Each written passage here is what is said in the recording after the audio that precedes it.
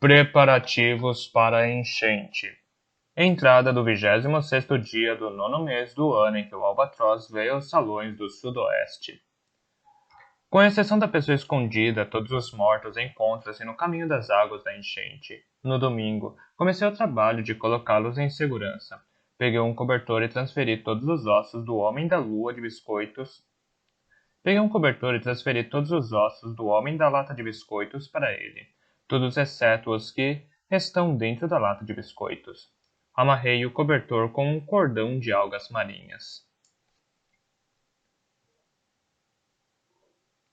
Transformando em uma espécie de saco, carreguei-o para o segundo vestíbulo e subi a escadaria para os salões superiores. Lá, esvaziei o cobertor e coloquei os ossos no portal da estátua de uma pastora com um cordeiro nos braços.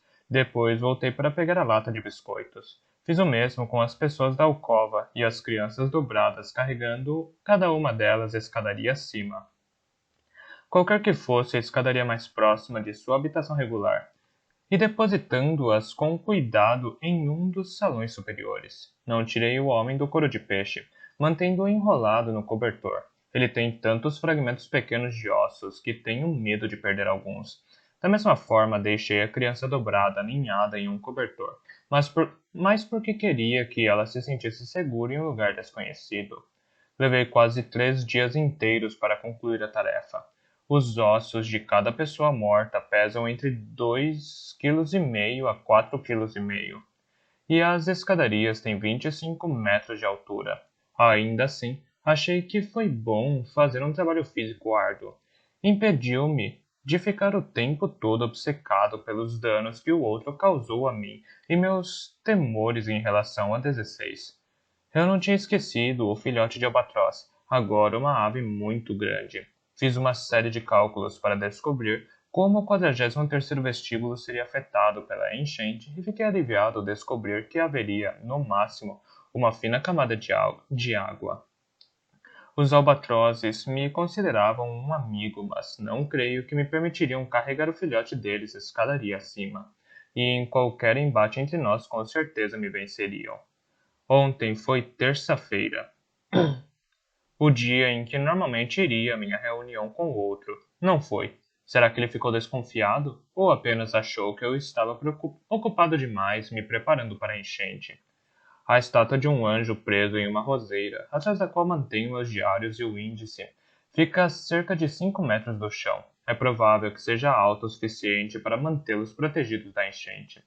Mas como meus diários e o índice me são quase tão caros quanto a vida, coloquei-os todos na bolsa carteiro de couro marrom, embrulhei-a em um plástico de boa espessura e a levei para os salões superiores, onde a deixei ao lado do homem da lata de biscoitos.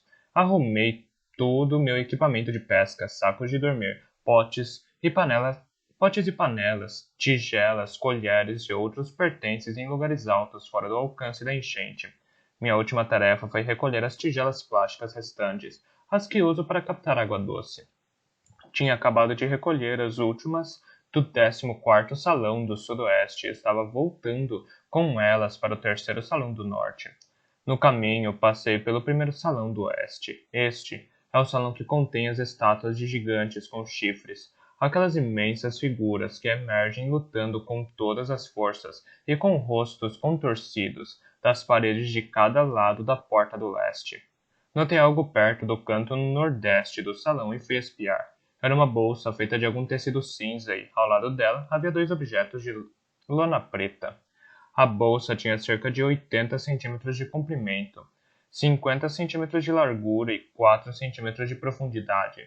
Tinha 2 alças feitas de lona, também cinza. Erguia, era muito pesada. Baixei de novo. Estava presa com 2 tiras de lona fixadas por fivelas de metal. Desafivelei-as e abri a bolsa.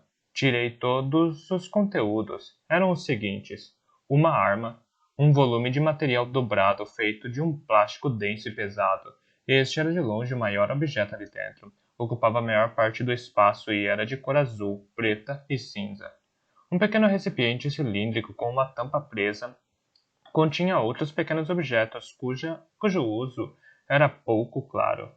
Algo como uma fatia de um cilindro maior cortado em ângulo com uma mangueira com uma mangueira amarela saindo dele, duas hastes plásticas pretas extensíveis a um comprimento de aproximadamente 2 metros e 4 objetos pretos em forma de paz. Depois de analisar os itens por 1 ou 2 minutos, vi que os objetos em forma de paz podiam ser fixados em hastes pretas. Desdobrei o material. Tornou-se uma forma longa e plana, pontuda em ambas as extremidades. Era um bote. A coisa parecia com a fatia de um cilindro. A coisa parecida com a fatia de um cilindro era um fole ou uma bomba. O ar era bombeado para a forma plana longa que inflaria e se tornaria um bote de cerca de 4 metros de comprimento e 1 metro de largura. Examinei os 2 objetos de lona preta que estavam ao lado da bolsa. Tinham várias alças penduradas. Concluí que deviam pertencer ao bote, mas fora isso não pude determinar o uso deles. Por que um barco apareceu de repente na casa na véspera da enchente? A casa tinha me enviado aquilo para me manter seguro? Considerei essa proposição. Houve outras enchentes no passado e nenhum bote apareceu. Além disso, embora eu pudesse imaginar que a casa pudesse me enviar não poderia imaginar nenhuma circunstância que me enviaria uma arma. Não, a arma declarava a propriedade da bolsa. Era do outro.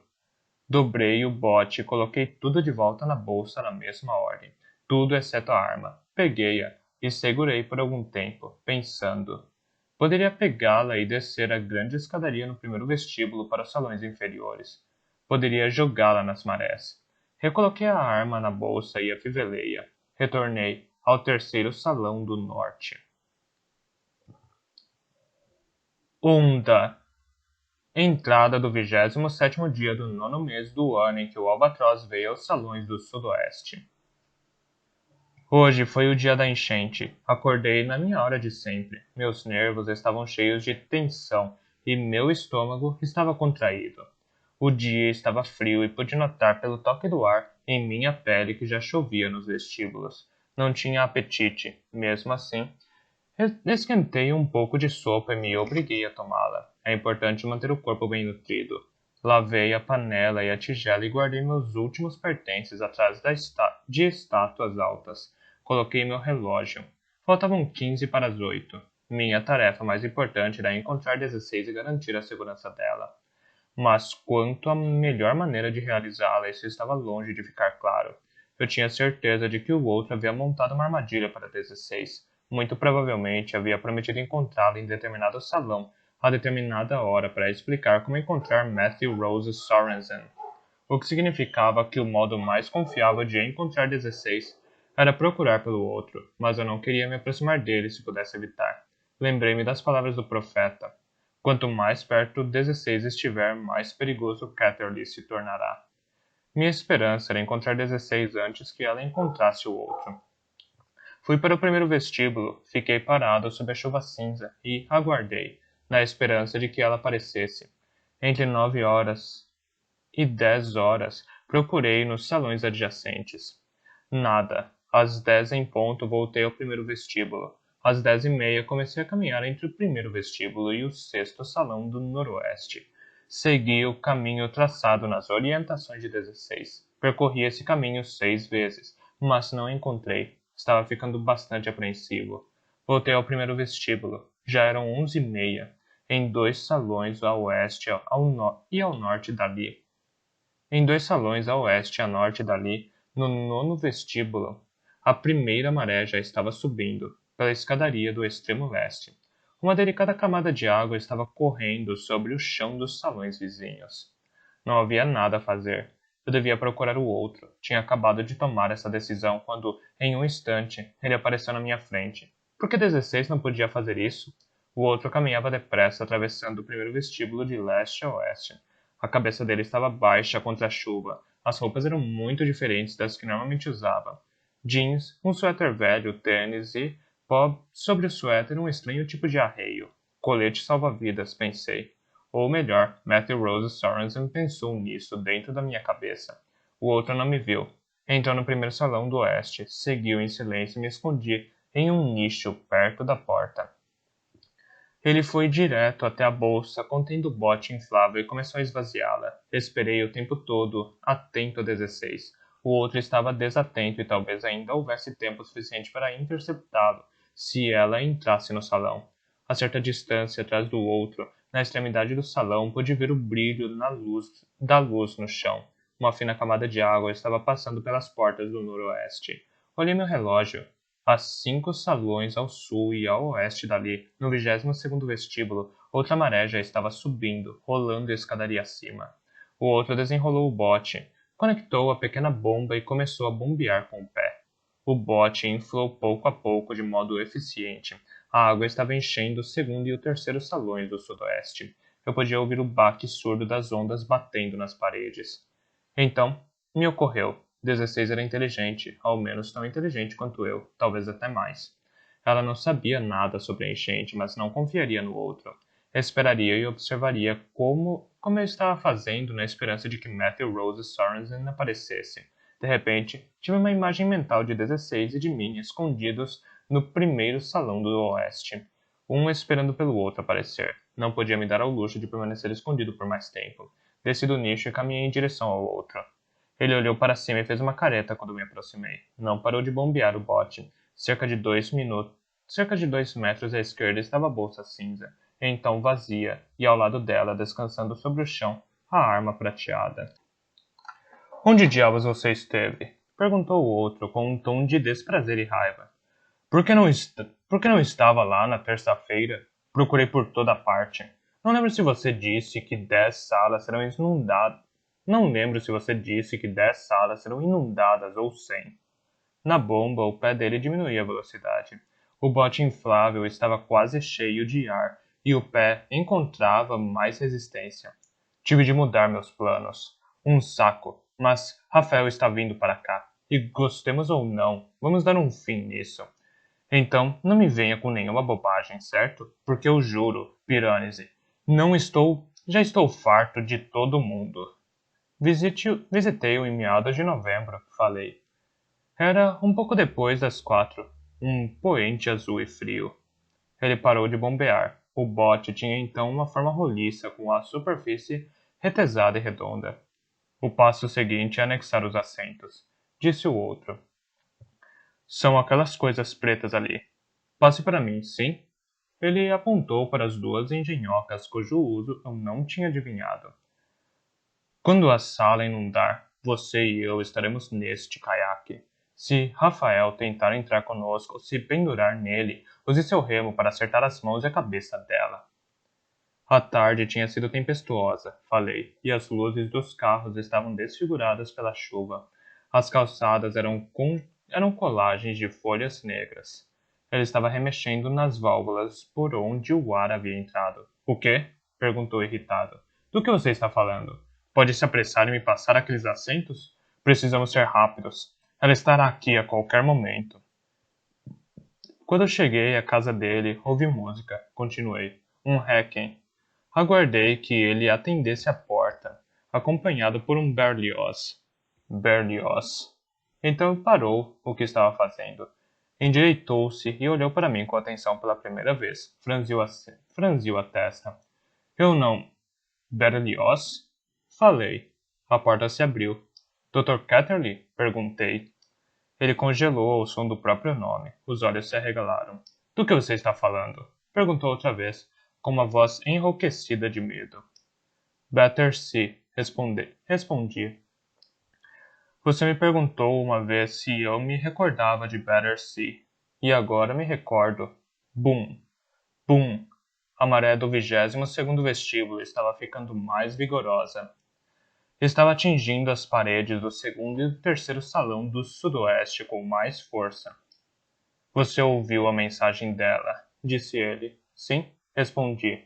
Uma fina ondulação de água correu pelo chão e atingiu meus pés. Foi logo em seguida por outra. O outro riu de repente, um som estranho, histeria disfarçada de alívio. Não, não, falou. Você não vai me enganar tão facilmente. Essas não são suas palavras. São de outra pessoa. Você não se lembra de verdade. Rafael convenceu disso. Sério, Matthew. Acha que sou idiota? Ele caiu de repente para a direita, em direção à arma no chão, mas eu tinha escondido minha posição com cuidado e estava mais perto dela. Deu um chute preciso, vigoroso, que fez a arma deslizar pelo piso de mármore e pousar perto da parede norte, a cerca de 15 metros de distância. Mais ondulações, mais profundas naquele momento, estavam fluindo por nossos pés. Corriam em direção à arma, como se estivéssemos todos em uma brincadeira e eles pretendessem pegá-la. O quê? O que você vai fazer? Perguntou o outro. Onde está 16? Perguntei. Ele abriu a boca para dizer algo, mas naquele instante uma voz foi ouvida. Catterley! Gritou ela. Era uma voz de mulher. 16 estava ali. Pelo som, julguei que estivesse escondida em uma das portas do sul. O outro, que não está acostumado com o modo como os ecos reverberam nos salões, olhou ao redor, confuso. Catterley! Gritou ela mais uma vez. Vim buscar Matthew Rose Sorensen. O outro me agarrou pelo braço direito. Ele está aqui! Berrou. Estou com ele. Venha buscá-lo. O estrondo das marés estava ficando mais alto. Todo o salão reverberava com a força da água, que fluía livremente por todas as portas do sul. Cuidado! Gritei. Ele quer ferir você. Ele tem uma arma. Uma figura pequena e frágil saiu da porta que leva ao primeiro salão do sul. Ela usava jeans e um suéter verde. O cabelo escuro estava preso em um rabo de cavalo. O outro me soltou com a mão direita, embora ainda me segurasse com a esquerda. Então, cerrou a mão direita e girou o braço e o corpo para trás, com a intenção de obter alguma força para me atingir, mas eu girei junto, fazendo-o perder o equilíbrio. Ele quase caiu no chão. Eu me livrei dele e comecei a correr em direção de 16. Enquanto corria, gritei. A enchente está vindo! Temos de subir! Não sei quantas das minhas palavras ela ouviu, mas entendeu a urgência em minha voz. Agarrei a mão dela. Juntos, corremos em direção à parede leste. As estátuas de gigantes com chifres estavam diante de nós, em cada lado da porta do leste, mas não podíamos escalá-las. Os corpos delas emergiam da parede a 2 metros de altura e não havia apoio para as mãos ou os pés até aquele ponto. Próximo ao gigante da esquerda estava a estátua de um pai sentado com um filho, pequeno nos braços. O pai estava arrancando um espinho do pé do filho. Escalei até o nicho deles e depois subi no pedestal. Galguei o colo do pai e, segurando uma das colunas da lateral, usando o braço, o ombro e a cabeça dele como ponto de apoio para os pés, subi no topo do frontão triangular que coroava o nicho. 16 tentou me seguir, mas não era tão alta quanto eu, e, suspeito, nem tão acostumada a escalar, chegou até o colo da estátua, mas pareceu perdida quanto ao que fazer em seguida. Desci depressa e suspendia. Com minha ajuda, ela subiu até o frontão. Era meio-dia, no 10º e no 24º vestíbulos. As duas últimas marés estavam subindo, enchendo a área do entorno com águas tempestuosas e furiosas. Meio metro acima do frontão havia uma cornija profunda ou prateleira que percorria toda a extensão do salão. Escalamos a encosta do frontão e nos alçamos à cornija. Estávamos a cerca de 7 metros do chão. 16 estava pálida e trêmula. Ela nitidamente não adorava escaladas, mas tinha uma expressão feroz e determinada. De repente, o ar foi rasgado por estampidos agudos. 4 deles, talvez, um após o outro. Por um instante aterrador, pensei que o peso e as vibrações das águas estavam causando o desmoronamento do salão. Percorri o salão com os olhos e vi que o outro ainda não tinha entrado no bote, onde estaria seguro. Em vez disso, tinha corrido até a parede norte para recuperar a arma. Estava atirando em nós. Suba no bote! Gritei para ele. Suba no bote antes que seja tarde demais. O outro atirou de novo, acertando uma estátua acima de nossas cabeças. Senti uma forte dor na testa. Gritei. Levantei a mão trouxe-a de volta, coberta de sangue. Ele começou a avançar com dificuldade pelas águas, correndo em nossa direção. Presumo que com a ideia de disparar a arma contra nós com mais eficácia. Gritei para ele mais uma vez, algo no sentido de que as marés estavam quase aqui, mas as águas soltaram um grande rugido vindo de todas as direções, e duvido que ele tenha me escutado. Se não houvesse alguém disparando contra nós, poderíamos permanecer na cornija. Então, se as águas subissem mais alto do que eu esperava, poderíamos escalar mais. Porém, pelo modo como estavam as coisas, estávamos expostos, sem proteção. Cerca de 1 metro abaixo de nós, as costas e os antebraços do gigante com os chifres emergiam da parede. Havia um espaço entre as costas e a parede, uma espécie de bolso de mármore. Pulei. Era uma distância de aproximadamente 2 metros de largura, 1 metro abaixo. Eu a cobri com facilidade. Olhei para cima, para 16. Os olhos dela estavam arregalados de apreensão. Estendi meus braços. Ela pulou. Peguei-a.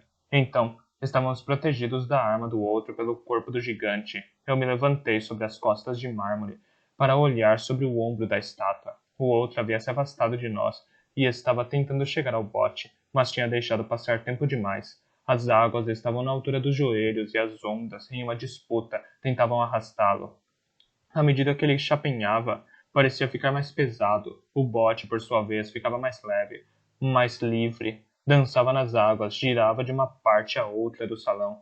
Em um instante estava perto da parede norte, no seguinte, a meio caminho da parede oeste. O outro ficava mudando de direção para segui-lo, mas no tempo que levava para dar alguns passos árduos, o bote já estava em outro lugar. De repente, foi como se o bote se lembrasse do propósito que o trouxera até ali. Pareceu decidido a salvar o outro. Virou-se e flutuou direto para ele, que estendeu os braços e se inclinou para a frente a fim de pegá-lo. Estava a quase meio metro de alcance. Por um instante achei que o outro colocara a mão sobre a proa. Então o bote girou na direção contrária e se foi, levado para a extremidade oeste do salão. Escale! Escale! Gritei. Era tarde demais para pegar o bote, mas pensei que se ele escalasse ainda poderia se salvar. Mas o outro não podia me ouvir com o som das águas correndo pelo salão. Continuou a vagar desesperadamente, inutilmente, atrás do bote. Ouvi um grande esguicho e um grande rugido no salão vizinho. A força da água atingiu o outro lado da parede norte. Bum! E então, fiquei grato por termos descido para o gigante com chifres. Se ainda estivéssemos na cornija, teríamos sido arremessados para longe, mas o gigante nos segurava firme. Um jato da altura do teto atravessou a porta do norte. O jato captou o sol. Foi como se alguém tivesse atirado 100 barris de diamantes no salão. Grandes ondas jorraram pelas portas do norte. Uma delas apanhou o outro e jogou-o contra a parede sul. Ele colidiu com as estátuas a cerca de 15 metros do chão. Imagino que tenha sido quando morreu. A onda recuou. O outro desapareceu nela. Enquanto isso, o pequeno bote inflável girava nas águas, às vezes engolido por elas por 1 ou 2 instantes, mas sempre reaparecendo no momento seguinte. Se ao menos ele tivesse alcançado o bote, teria sido salvo. Rafael. Segunda entrada do 27º dia do 9º mês do ano em que o albatroz veio aos salões do sudoeste.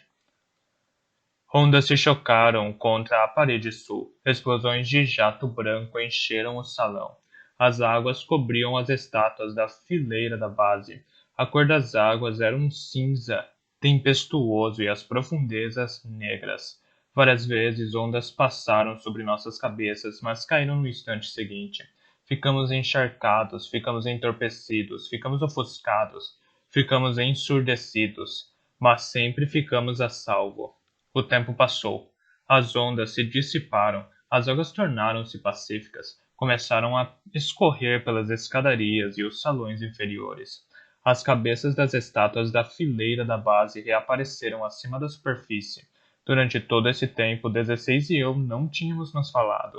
O rugido das ondas teria tornado impossível escutar um ao outro, e, de qualquer maneira, estávamos focados em salvar a nós mesmos e um ao outro. Não pensamos em mais nada. Depois de tudo isso, nos viramos e nos olhamos. 16 tinha olhos grandes, escuros e um rosto élfico.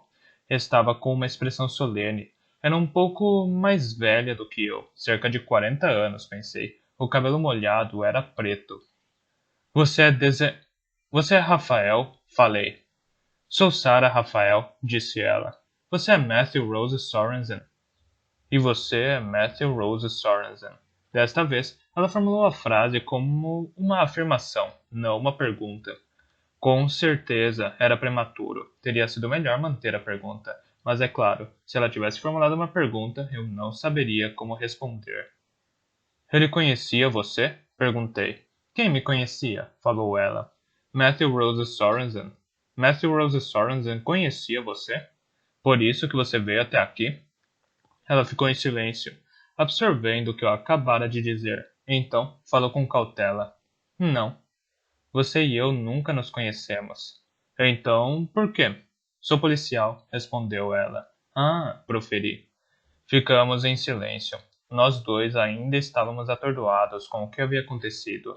Nossos olhos ainda estavam cheios de imagens de águas violentas, nossos ouvidos cheios dos sons delas, nossas mentes cheias daquele instante em que o outro foi arremessado por uma onda contra a parede de estátuas.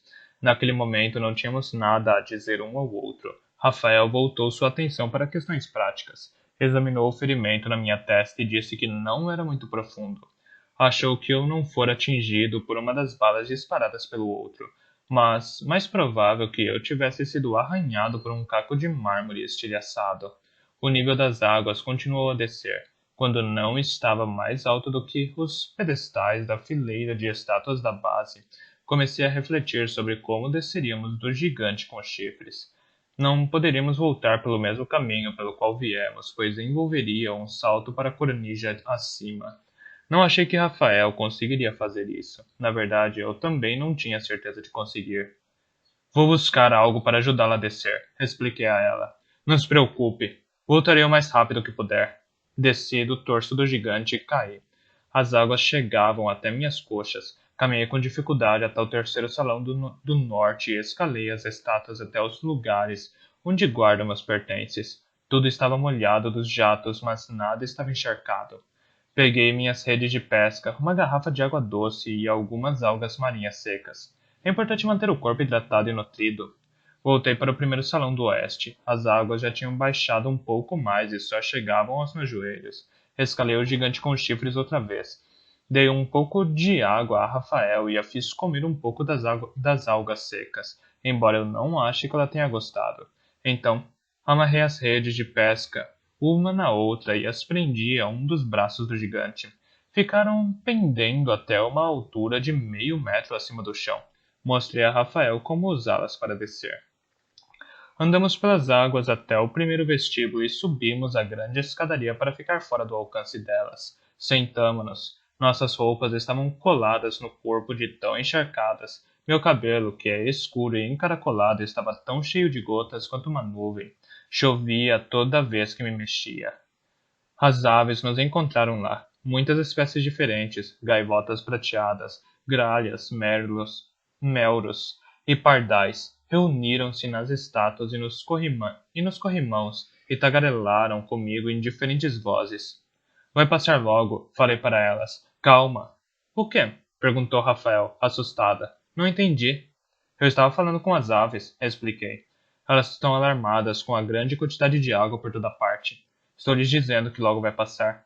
Ah! Exclamou ela. Você sempre fala com os pássaros? Sim, respondi. Mas não precisa ficar surpresa. Você mesmo conversou com eles no sexto salão do Noroeste. Eu ouvi. Rafael pareceu ainda mais surpreso depois disso. O que foi que eu disse? Perguntou ela. Disse para caírem fora. Você estava escrevendo uma mensagem para mim e elas estavam incomodando, voando no seu rosto e por cima da sua escrita, tentando encobrir o que estava fazendo. Ela pensou por um momento. Aquela foi a mensagem que você apagou? Aquela foi a mensagem que você apagou? Quis saber. Sim.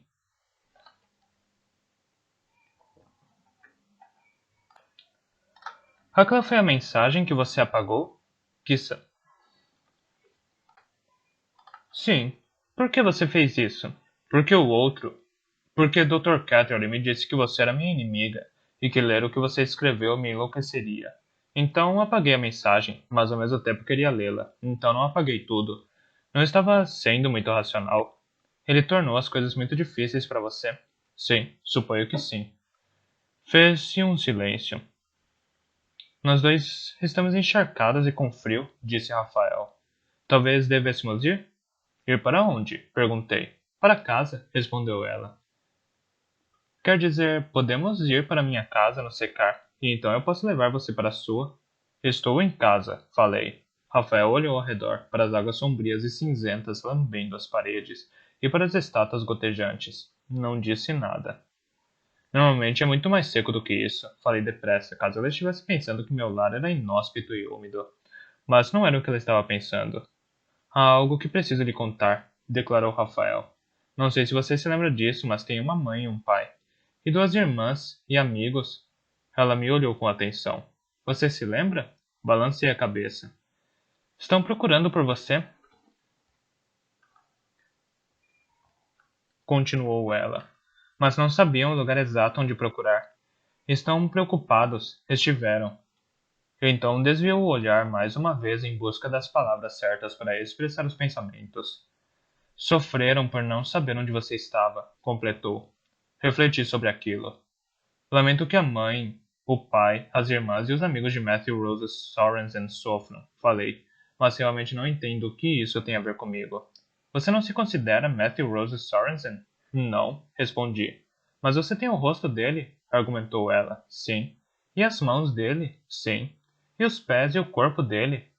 Tudo isso é verdade, mas não tenho a mente, nem as memórias dele. Não quero dizer que ele não está aqui. Ele está. Toquei meu peito. Mas acho que está dormindo. Matthew está bem. Vocês não devem se preocupar. Ela assentiu. Não era uma pessoa contenciosa com o outro. Não discutiu nem contradisse tudo que eu falei. Gostei disso nela. Quem é você? Perguntou. Se você não é ele. Sou o filho amado da casa, falei. Da casa? Qual casa? Mas que pergunta estranha. Abri os braços para indicar o primeiro vestíbulo, os salões além do primeiro vestíbulo, tudo. Esta é a casa. Veja. Ah, entendo. Ficamos em silêncio por um instante. Depois, Rafael disse: Preciso perguntar uma coisa. Você estaria preparado para vir comigo até a casa dos pais e das irmãs de Matthew Rose Sorensen, para que vissem o rosto dele mais uma vez? Para eles, ajudaria muito saber que Matthew está vivo, mesmo que você tivesse de ir embora de novo. Quer dizer, mesmo se tivesse de voltar para cá, isso os ajudaria. O que acha? Não posso fazer isso agora, respondi. Tudo bem.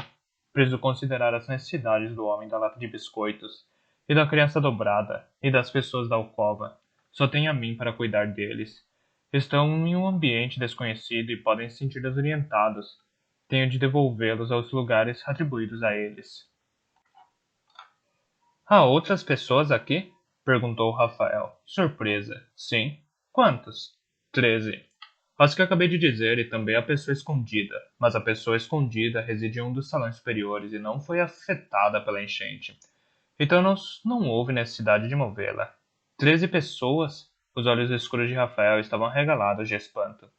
Meu Deus, elas estão bem? Sim, garanti. Estão bem. Eu cuido bem delas. Mas quem são? Você pode me levar até elas? Stanley Ovenden está aqui? E quanto a Silvia D'Agostino? Maurizio Giussani? Ah, é muito provável que uma delas seja Stanley Ovenden. Com certeza, Com certeza, Lawrence Arnsales acreditava que sim.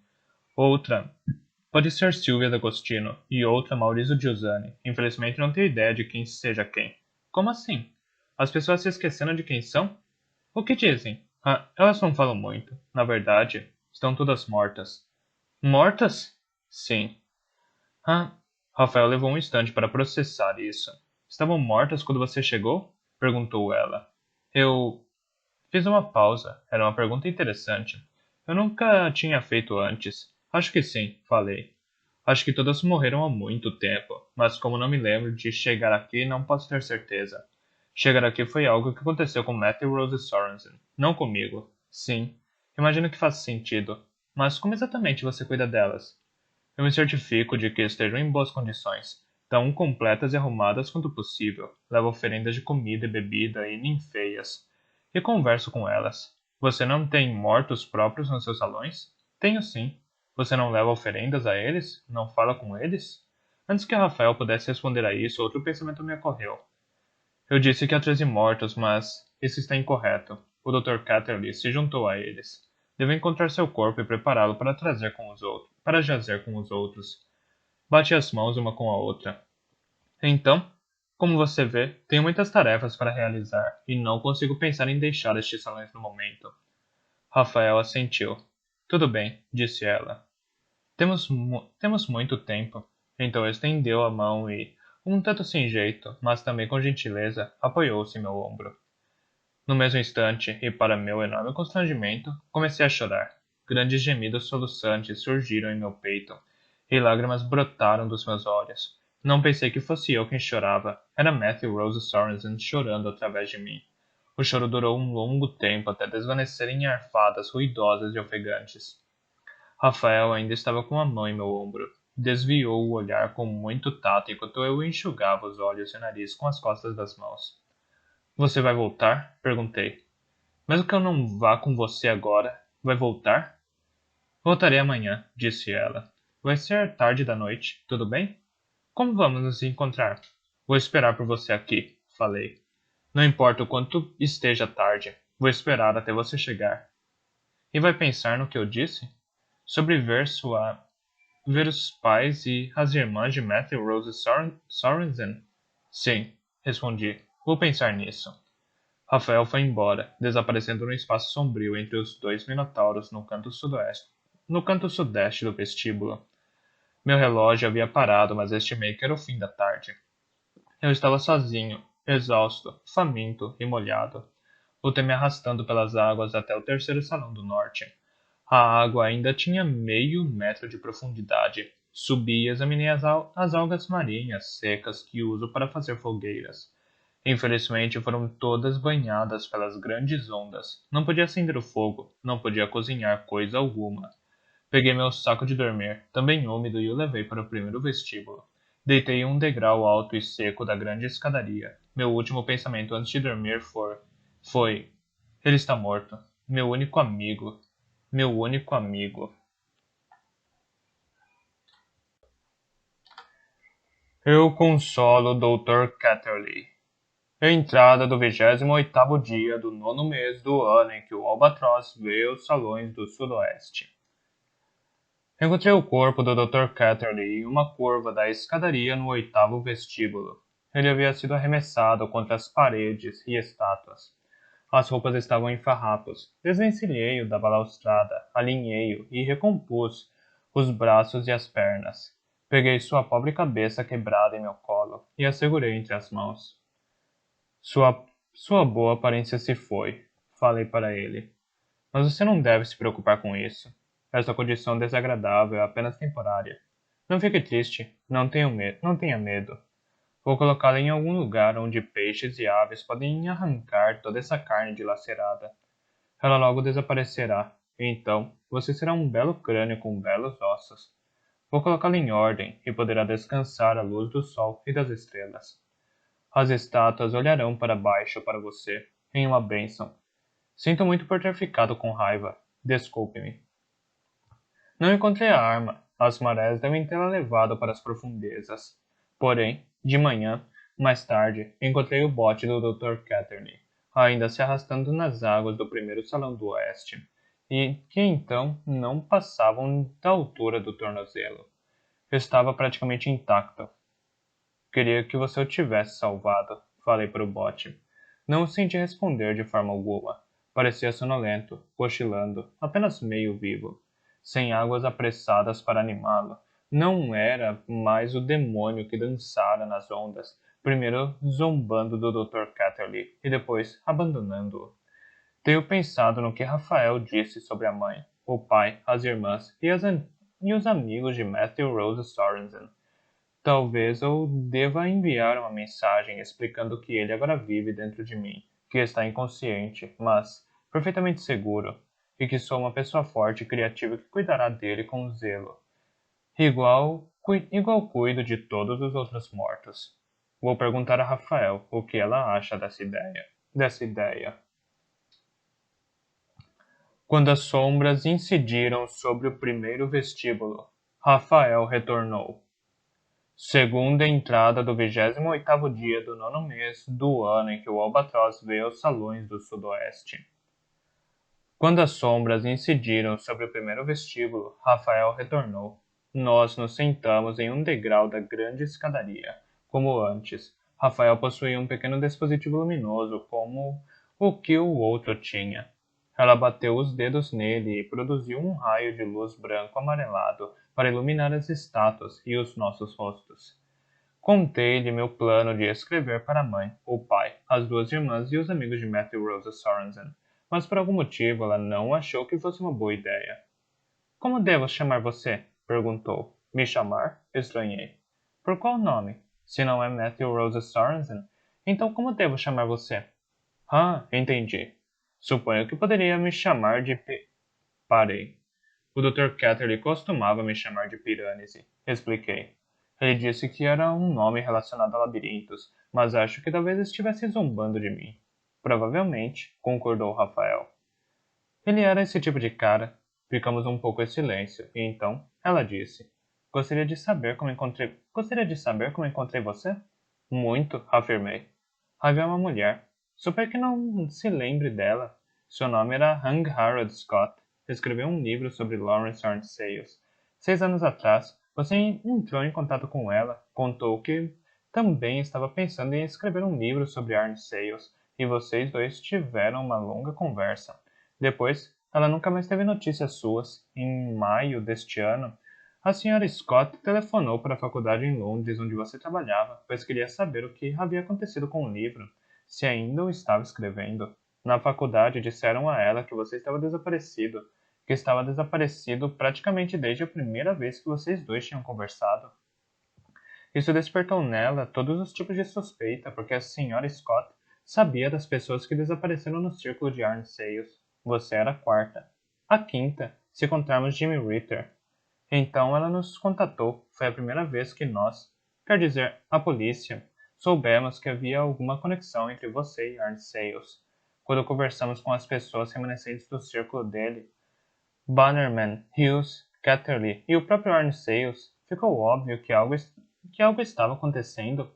Tally Hughes não parava de chorar e dizer que sentia muito. Arne Sayles ficou impressionado com a atenção e Catterley não conseguia abrir a boca sem mentir. Ela fez uma pausa. Você compreende algo do que estou dizendo? Um pouco, respondi.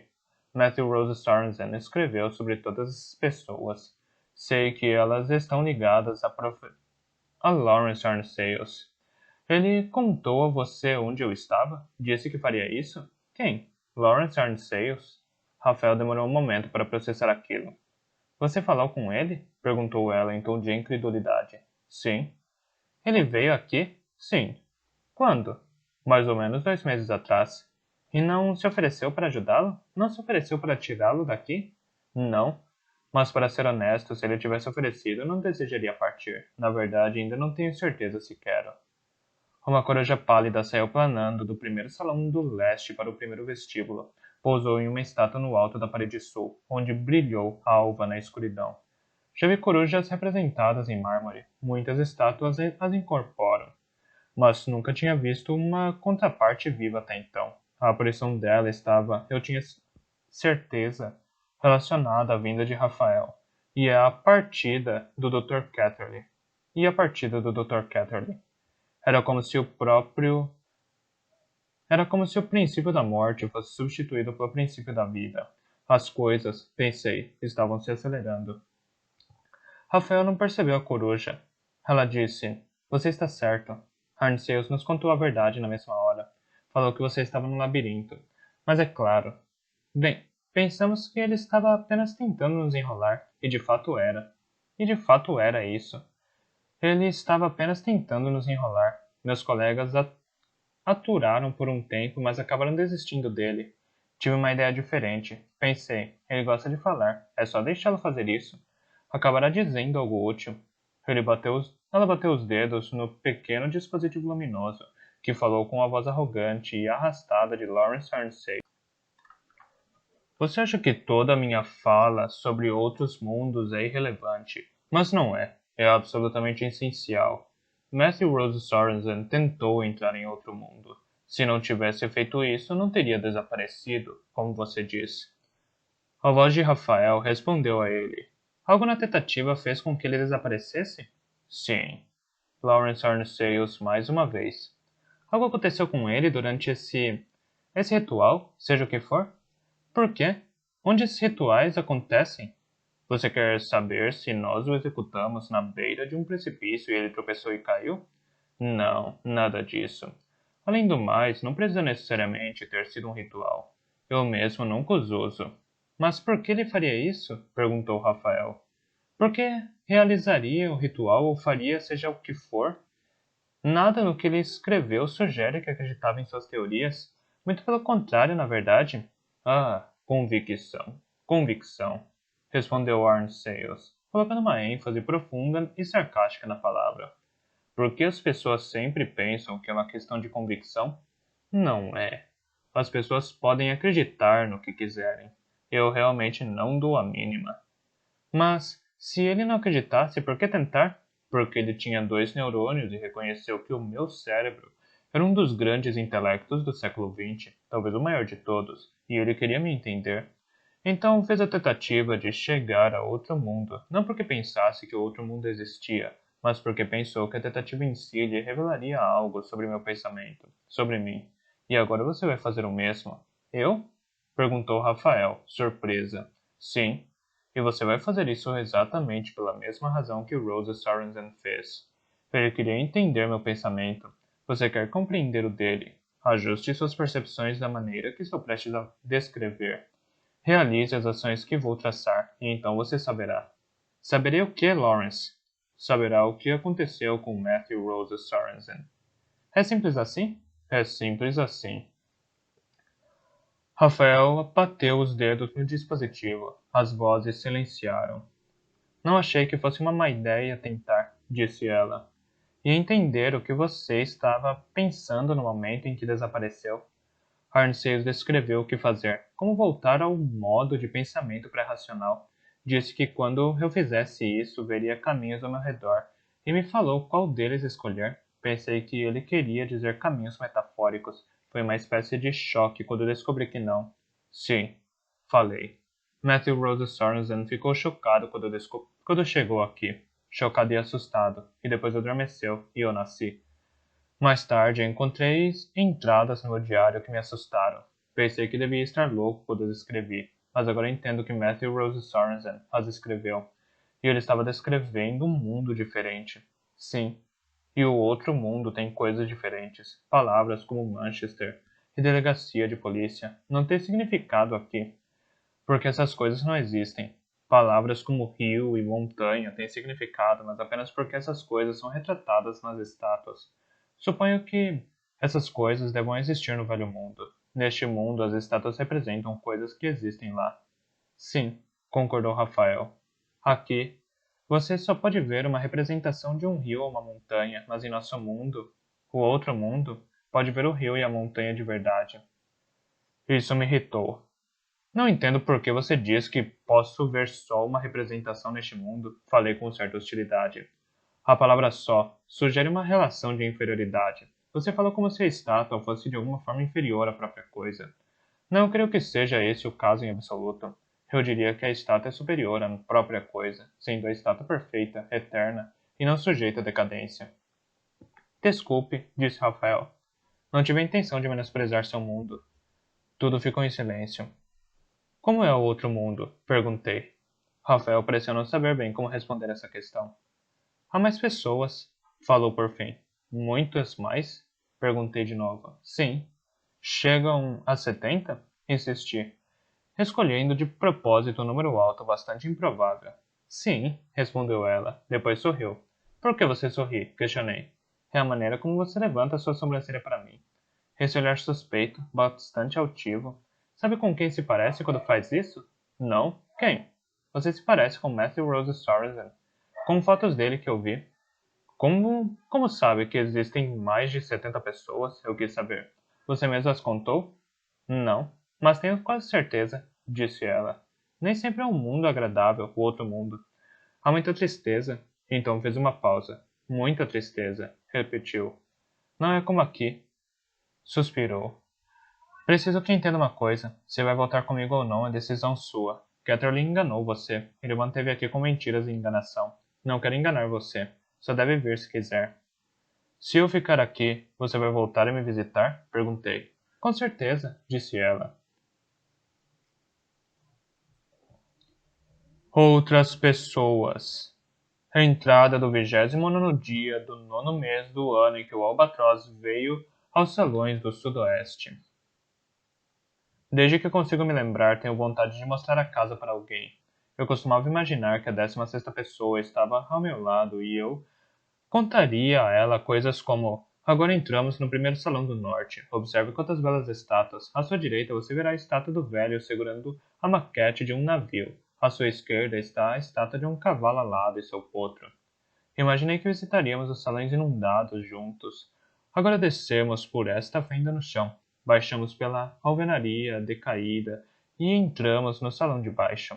Coloque seus pés onde eu colocar os meus e não terá dificuldade em manter o equilíbrio. As imensas estátuas que caracterizam estes salões nos oferecem lugares seguros para nos sentarmos. Observe as águas escuras e paradas. Podemos escolher ninféias aqui e apresentar os mortos. Representear os mortos. Hoje, todas as minhas fantasias se tornaram realidades. A 16ª pessoa e eu andamos juntos pela casa e lhe mostrei muitas coisas. Ela chegou ao primeiro vestíbulo no início da manhã. Você faria algo por mim? Perguntou. Mas é claro que sim, respondi. Qualquer coisa. Mostre-me o labirinto. Com prazer. O que gostaria de ver? Não sei, disse ela. O que você quiser me mostrar? O que for mais bonito? É claro.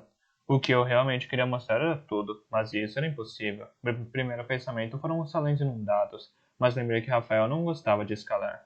Então me decidi pelos salões dos corais, uma longa sucessão de salões que se estendiam do sul ao oeste a partir do 38º Salão do Sul. Atravessamos os salões do sul. Rafael parecia relaxado e feliz. Eu também estava feliz. A cada passo ela ficava contemplando o entorno com prazer e admiração. Rafael disse: é um lugar tão surpreendente, um lugar perfeito. Vi um pouco dele enquanto estava procurando por você, mas precisava ficar parando nas portas para anotar as orientações de retorno à sala dos Minotauros. Isso se tornou muito demorado e frustrante. E óbvio que não ousei ir muito longe para evitar cometer um erro. Você não cometeria erro algum, assegurei-lhe. Suas orientações eram excelentes. Quanto tempo você levou para aprender o caminho através do labirinto? Perguntou ela. Abri a boca para dizer em voz alta e com orgulho que eu sempre soube que é parte de mim, que a casa e eu não poderíamos ser separados, mas percebi antes mesmo de dizer as palavras que não era verdade.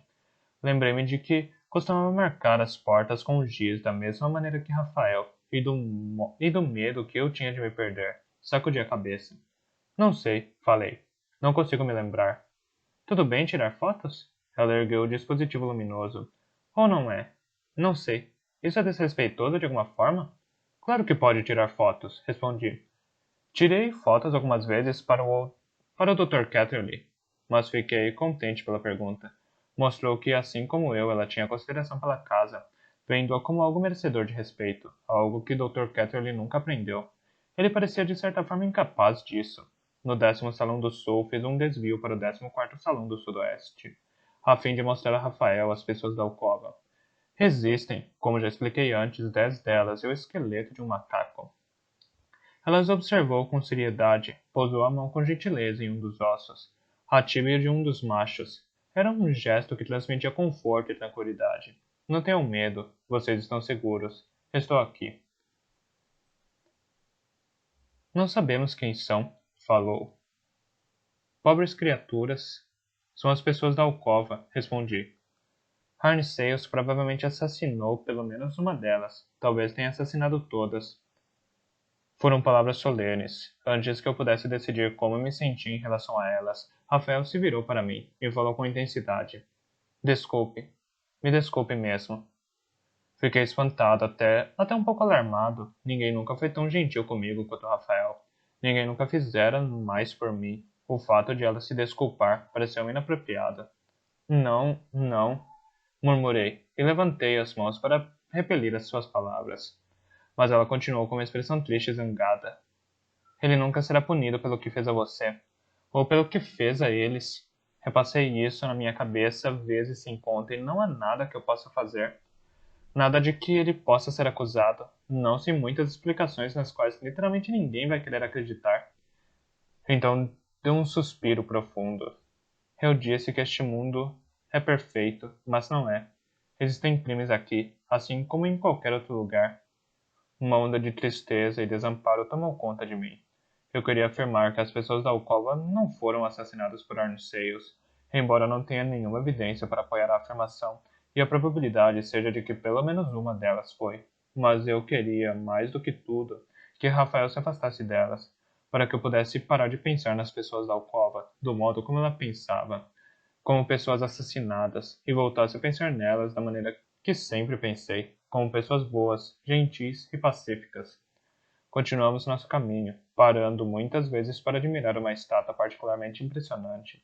Nossos corações voltaram a ficar mais leves quando chegamos ao Salão dos Corais e nos revigoramos olhando para as maravilhas dele. Embora os salões dos corais estejam secos agora, parece que no passado foram inundados com água do mar por um longo período. Corais cresceram ali, transformando as estátuas de modos estranhos e inesperados. Pode-se ver, por exemplo, uma mulher coroada de corais, as mãos transformadas em estrelas ou flores. Existem figuras com chifres de corais, ou crucificadas em braços de corais, ou espadas por flechas de corais. Há um leão capturado em uma jaula de corais e um homem segurando uma caixinha. Os corais cresceram com tanta profusão sobre o lado esquerdo do homem que metade dele parece ter sido engolida por chamas de tons vermelhos e rosa, e a outra metade não. No final da tarde, voltamos ao primeiro vestíbulo. Pouco antes de nos separarmos, Rafael disse: há uma quietude deste lugar. Nenhuma pessoa.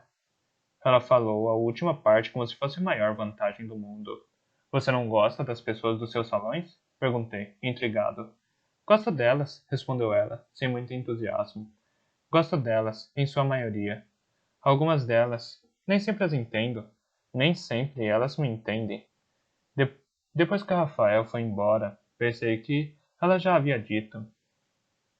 Pensei no que ela havia dito. Não consigo imaginar não querer estar com pessoas, embora seja verdade que o Dr. Catterley às vezes era irritante. Lembrei-me de como Rafael tinha se perguntado qual das pessoas da alcova fora assassinada e o simples fato de colocar a questão fez o mundo inteiro parecer um lugar mais sombrio e triste. Talvez estar com pessoas. Talvez estar com outras pessoas seja assim. Talvez até mesmo as pessoas de quem se gosta e a quem se admira muito possam fazer você enxergar o mundo de maneiras que preferiria não ver. Talvez seja isso que Rafael queria dizer. Emoções estranhas. Entrada do 30º dia do 9º mês do ano em que o albatroz veio aos salões do sudoeste. Uma vez, escrevi em meu diário. Tenho a convicção de que o mundo, ou se preferir a casa, já que para fins práticos os dois são idênticos, deseja um habitante para ser testemunha de sua beleza e beneficiário de suas graças. Se eu for embora, a casa não terá habitante. E como vou suportar pensar nela vazia? No entanto, o fato é que se permanecer nestes salões, estarei sozinho. Em certo sentido, suponho que não estarei mais sozinho do que antes. Rafael prometeu me visitar, assim como o outro me visitava antes. E Rafael é minha amiga de verdade, enquanto os sentimentos do outro em relação a mim eram mistos, para dizer o mínimo. Sempre que o outro me deixava, voltava para o próprio mundo, mas eu não sabia disso na época. Pensava que ele apenas estava em outra parte da casa. Acreditar que havia mais alguém aqui me tornava menos solitário. Agora, quando Rafael voltar ao outro mundo, saberei que estou sozinho. Por esse motivo, decidi acompanhar Rafael. Devolvi todos os mortos aos lugares que lhes foram atribuídos. Hoje, caminhei pelos salões como já fiz milhares de vezes antes. Visitei todas as minhas estátuas mais queridas e, enquanto olhava para cada uma, pensei: talvez esta seja a última vez que olharei para seu rosto. Adeus, adeus.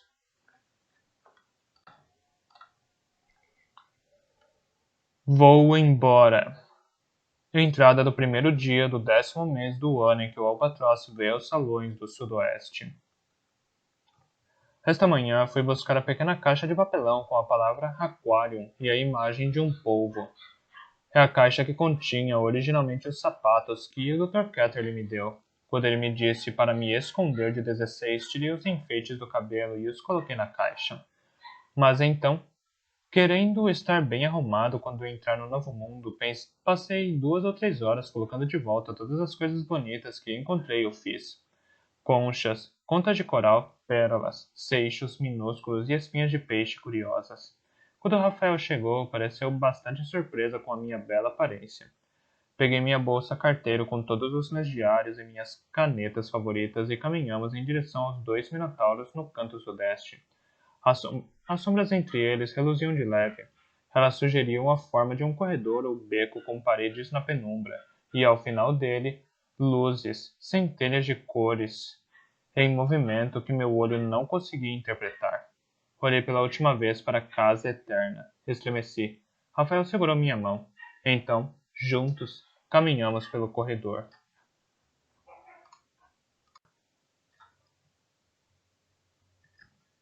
Parte 7.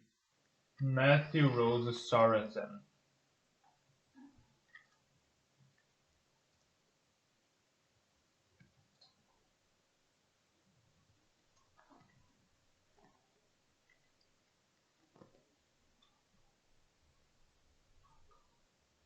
Valentine Catterley desapareceu.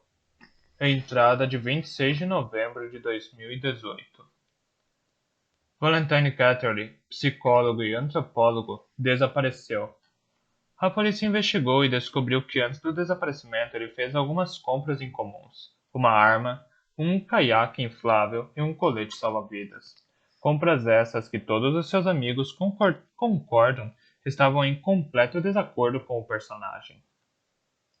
Ele nunca demonstrou qualquer inclinação a ser carregado pela água antes. Nenhum desses itens foi encontrado em sua casa ou em seu consultório. A polícia acredita que ele provavelmente usou o caiaque inflável para viajar a um local remoto e então usou a arma para se matar. Mas há um policial, um homem chamado Jamie Eskill, que pensa diferente. Ele acredita que o repentino e inesperado desaparecimento do Dr. Catterley está de alguma forma ligado ao reaparecimento repentino e inesperado de Matthew Rose Sorensen. A teoria de Eskill é de que Catterley aprisionou Rose Sorensen em algum lugar, da mesma forma que o antigo orientador e tutor Lawrence Arnsales encarcerou James Ritter anos antes. A motivação de Catterley, acredita Eskill, foi a mesma de Arnsales, produzir provas para a teoria dos outros mundos. Catterley ficou alarmado quando a polícia descobriu a ligação entre ele e Rose Sorensen. Diante da exposição dos crimes, libertou Rose Sorensen e então se suicidou. A teoria de Eskill tem a vantagem de considerar o reaparecimento de Matthew Rose Sorensen como simultânea, um dia a mais ou a menos, ao desaparecimento de Catterley, o que, no mais, é uma estranha coincidência. O ponto fraco da teoria é que nem Arnsales nem Catterley jamais usaram os desaparecimentos como prova de qualquer coisa. Na verdade, por muitos anos, Catterley denunciou Arnsales enfaticamente. Implacável, Eskill me questionou 2 vezes. Ele é um homem jovem, com rosto agradável e amistoso, cachinhos castanhos por toda a cabeça e uma expressão inteligente. Usa um terno azul escuro e uma camisa cinza e fala com um sotaque de Yorkshire. Você conheceu Valentine Catterley? Pergunta ele. Sim, digo. Eu o visitei em meados de novembro de 2012. Haskell parece satisfeito com essa resposta.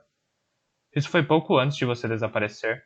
Observa. Sim, digo. E onde você esteve? Pergunta. E enquanto ficou fora? Eu estava em uma casa com muitos cômodos. O mar arrebata a casa. Às vezes me arrebatava, mas sempre fui salvo. Haskell faz uma pausa e franze a testa. Não é... Você não está... Começa ele. Reflete por um instante. Quer dizer, você teve problemas? Uma espécie de colapso? Pelo menos é o que me foi dito. Está recebendo tratamento? Minha família providenciou que eu vá a um psicoterapeuta. Algo que não faço nenhuma objeção, mas me recusei a ser medicado, e até agora ninguém insistiu. Bem, espero que ajude, ele disse. Diz ele, gentil. Obrigado. O que estou tentando perguntar, diz ele, é se o Dr. Catterley o persuadiu a ir a algum lugar. Se ele o manteve em algum lugar contra sua vontade. Se você estava livre para ir e vir. Sim, eu estava livre. Eu ia e vinha. Não fiquei em um único lugar. Caminhei por centenas, talvez milhares de quilômetros. Ah, certo. E o Dr. Catterley não estava com você enquanto caminhava? Não. Alguém estava com você? Não. Eu estava bastante sozinho. Bem. Jamie Haskell está um pouco desapontado. Também estou, de certa forma. Desapontado por tê-lo desapontado. Bem, diz ele. Não quero ocupar muito do seu tempo. Sei que já conversou com a investigadora Rafael. Sim. Ela é incrível, não é? Rafael? Sim. Mas estou surpreso que ela tenha encontrado você. Quer dizer, se alguém iria encontrá-lo, provavelmente seria ela. Ele fez uma pausa. É claro, Rafael pode ser um pouco. Quer dizer, ela não. Haskell pesca palavras ilusórias no ar com os dedos. Quer dizer, ela não é bem a pessoa mais fácil do mundo com quem trabalhar. É em gerenciamento de tempo. Com certeza não é com ela. Mas para ser sincero, todos a admiramos muito.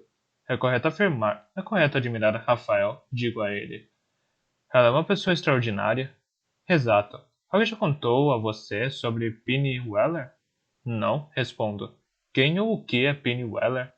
Um cara de alguma cidade nas Midlands, onde Rafael começou a carreira. Ele era um tipo transtornado, uma pessoa problemática, daqueles que acabam tendo muito a ver conosco. Isso não é bom. Não, não é. Uma vez, aconteceu alguma coisa que o provocou e ele subiu na torre da catedral. Ficou em uma espécie de galeria, gritando ofensas a pessoas ali dentro. Ele tinha alguns fardos de jornais antigos sujos que costumava levar para todo lugar, e começou a ter fogo naquilo e atirar nas pessoas. Que horror! Sim, assustador, não é?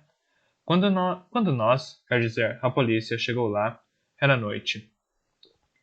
Estava tudo sombrio e escuro, com folhas de jornais em chamas flutuando e pessoas correndo por toda parte com extintores de incêndio e baldes de areia. Rafael e outro cara tentaram chegar a Pennyweller, mas, quando estavam na escada, que era um espaço muito estreito, limitado, Penny jogou mais jornais em chamas no chão e um pedaço deles envolveu o rosto do outro cara. Então ele precisou voltar. Mas Rafael não voltou, digo, com plena certeza. Não, não voltou. Tecnicamente falando, é provável que devesse ter voltado, mas não voltou. Quando ela chegou à galeria, o cabelo estava pegando fogo, mas você sabe. Ela é Rafael. Duvido que tenha sequer percebido. As pessoas lá embaixo tiveram de gritar para que apagasse o fogo. Ela se sentou com Pennyweller, conseguiu fazê-lo parar de jogar jornal em chamas por toda parte e convenceu-o a descer. Muito corajosa, não acha? Mais corajosa do que você imagina. Ela não gosta de altura. Não? A altura deixa desconfortável. Isso não a deteria, afirma ele. Não. Graças a Deus, Rafael não precisou fazer nada disso com você. Quer dizer, não precisou atravessar o fogo ou coisa assim. Só precisou encontrá-lo no litoral. Foi isso que me disseram, pelo menos, que ela encontrou à beira-mar. Sim, eu estava na beira do mar. Muitas pessoas desaparecidas aparecem em lugares à beira-mar. Pondera. É o mar, suponho. Tem um efeito calmante. Para mim, com certeza tinha, concordo. Haskell sorri com alegria para mim. Excelente, diz ele. Matthew Rose Sorensen reapareceu. Reentrada de 27 de novembro de 2018. A mãe, o pai, as irmãs e os amigos de Matthew Rose Sorensen todos me perguntam onde estive. Explico a eles o que expliquei a Jamie Haskell, que estava em uma casa com muitos cômodos que me arrebatava a casa, e às vezes me arrebatava, mas sempre fui salvo. A mãe, o pai, as irmãs e os amigos de Matthew Rose Sorensen dizem uns aos outros que essa é a criação de um colapso mental visto de dentro. Uma explicação que acham razoável, talvez até reconfortante. Reencontraram Matthew Rose Sorensen, ou assim acreditam. Um homem com o rosto, a voz e os gestos dele se move pelo mundo, e isso lhes basta. Não me pareço mais com pirâmide, não há conta de coral ou espinhas de peixe em meu cabelo. Ele está limpo, cortado e penteado. Minha barba foi raspada, visto as roupas que foram trazidas para mim do depósito em que as irmãs de Matthew Rose Sorensen as tinham colocado. Rose Sorensen tinha uma grande quantidade de roupas, todas muito bem cuidadas, tinha mais de uma dúzia de ternos, o que acho surpreendente considerando que a renda dele não era alta. Este amor pelas roupas foi algo que ele compartilhou com Piranesi. Piranesi escreveu muitas vezes sobre as roupas do Dr. Catterley. Em seu diário, ele lamentou o contraste com as próprias. Isso, imagino, é onde me diferencio de ambos, de Matthew Rose Sorensen e Piranesi. Acho que não me preocupo muito com o que visto. Muitas outras coisas me foram enviadas do depósito, a mais importante sendo os diários desaparecidos de Matthew Rose Sorensen. Eles cobrem o período de junho de 2000, quando ele era graduando, até dezembro de 2011, quanto ao resto dos pertences, estou me livrando da maioria deles. Piranesi não consegue suportar tantas posses. Não preciso disso. Esse é o refrão constante. Piranesi está sempre comigo, mas de Rose Sorensen só tem indícios e sombras. Junto às peças que o formam a partir dos objetos que ele deixou para trás, do que é dito por outras pessoas e, claro, dos diários. Sem os diários eu estaria em um mar de dúvidas. Eu me recordo de como este mundo funciona, mais ou menos. Eu me recordo do que é Manchester e da polícia e de como utilizar um smartphone. Consigo pagar coisas com o dinheiro, embora ainda considere o processo estranho e artificial. Piranesi tem uma forte aversão a dinheiro. Ele quer dizer, mas eu preciso da coisa que você tem, então por que não me dá logo? E então, quando eu tiver algo de que precisa, simplesmente darei a você. Este seria um sistema mais simples e muito melhor. Mas eu, que não sou Piranesi, ou pelo menos não apenas ele, percebo que isso provavelmente não cairia muito bem. Decidi escrever um livro sobre Lawrence Arne Sales. É algo que Matthew Rose Sorensen queria fazer e é algo que eu quero fazer. Afinal, quem conhece o trabalho de Arne Sales melhor do que eu? Rafael me mostrou o que Lawrence Arne Sales ensinou a ela, como encontrar o caminho para entrar no labirinto e para sair dele. Posso ir e vir quando quiser. Semana passada, peguei um trem para Manchester. Peguei um ônibus para Miles Platten. Caminhei por uma desoladora paisagem de outono até um apartamento em um prédio residencial. A porta foi atendida por um homem magro e de aparência devastada que tinha um forte cheiro de cigarros. Você é James Ritter? Perguntei. Ele concordou que era. Vim para levá-lo de volta, expliquei. Eu o conduzi pelo corredor sombrio e quando os sublimes minotauros do primeiro vestíbulo assomaram sobre nós, ele começou a chorar, não de medo, mas de felicidade. No mesmo instante, foi sentar sob o grande vão de mármore da escadaria, o lugar onde costumava dormir. Fechou os olhos e ouviu o som das marés. Quando chegou a hora de partir, me implorou para deixá-lo ficar, mas recusei. Você não sabe como se alimentar, expliquei a ele. Nunca aprendeu, morreria aqui a menos que eu o alimentasse, e não posso assumir essa responsabilidade. Mas eu trarei aqui sempre que quiser. E se eu decidir voltar para ficar, prometo trazer você comigo. O corpo de Valentine Catterley, mágico e cientista. Reentrada de 28 de novembro de 2018. O corpo de Valentine Catterley, mágico e cientista, é banhado pelas marés. Coloquei-o em um dos salões inferiores, acessível pelo oitavo vestíbulo, e o amarrei à estátua de um homem meio reclinado. Os olhos da estátua estão fechados. É provável que o homem esteja dormindo. Cobras e serpentes espessas se entrelaçam, pesadas, aos braços e às pernas dele. O corpo está contido em uma bolsa de rede plástica. A malha da rede é larga o suficiente para os peixes enfiarem a boca, e as aves os bicos, e é fino o bastante para que nenhum dos ossos menores se perca. Estimo que em 6 meses os ossos estarão brancos e limpos. Vou recolhê-los e levá-los para o nicho vazio, no terceiro salão do noroeste. Vou colocar Valentine Catterley ao lado do homem da caixa de biscoitos. No meio, vou colocar os ossos mais longos amarrados com cordão. À direita, colocarei o crânio. À esquerda, colocarei uma caixa, contendo todos os ossos pequenos. Contendo todos os ossos pequenos. O Dr. Valentine Catterley jazerá com os colegas Stalin Ovenden, Maurizio Giussani e Silvia D'Agostino. Estátuas de novo. Entrada de 29 de novembro de 2018. Piranesi vivia entre estátuas, presenças silenciosas que traziam a ele conforto e esclarecimento. Pensei que neste novo, velho mundo as estátuas seriam irrelevantes. Não imaginei que continuariam me ajudando, mas estava enganado. Quando confrontado com as pessoas ou situação que não compreendo, meu primeiro impulso ainda é procurar uma estátua que me esclareça as coisas. Penso no Dr. Catterley e uma imagem surge em minha mente. É a lembrança de uma estátua que fica no 19º Salão do Noroeste. É a estátua de um homem ajoelhado em seu pedestal. Uma espada jaz ao lado dele, a lâmina partida em 5 pedaços. Ao redor, há outras peças quebradas, restos de uma esfera. O homem usou a espada para quebrar a esfera porque queria compreendê-la, mas então descobre que destruiu tanto a esfera quanto a espada. Isso o confunde, mas ao mesmo tempo parte dele se recusa a aceitar que a esfera está quebrada e inutilizada. Ele pegou alguns dos fragmentos e os encara com atenção, na esperança de que lhe tragam novos conhecimentos. Penso em Lawrence Arnsales e uma imagem surge em minha mente. É a lembrança de uma estátua que fica em um vestíbulo superior, de frente para o topo de uma escadaria, aquela que sobe para o 32º vestíbulo.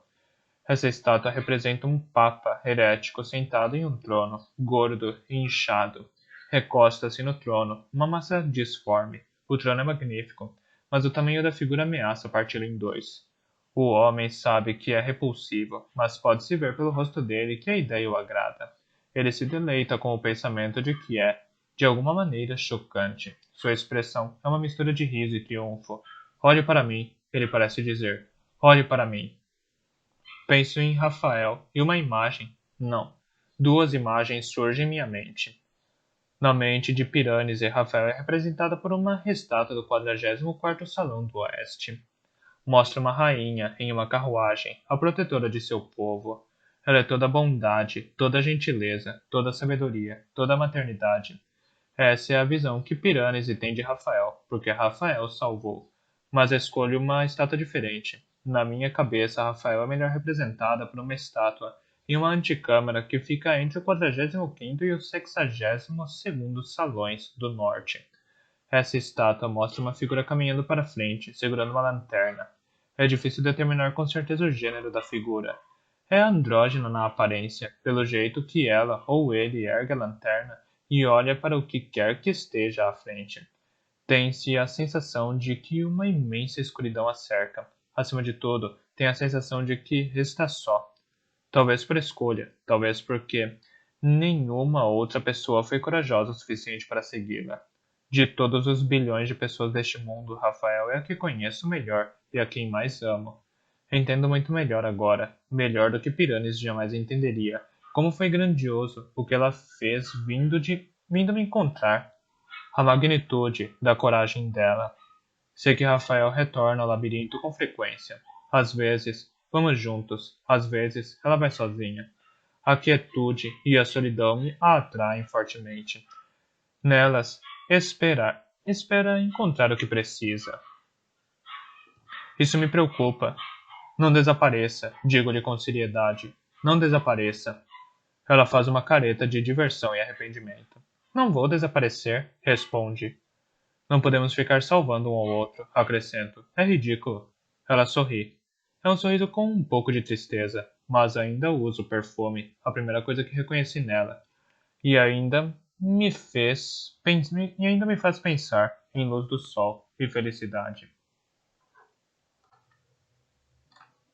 Em minha mente encontram-se todas as marés. Entrada de 30 de novembro de 2018.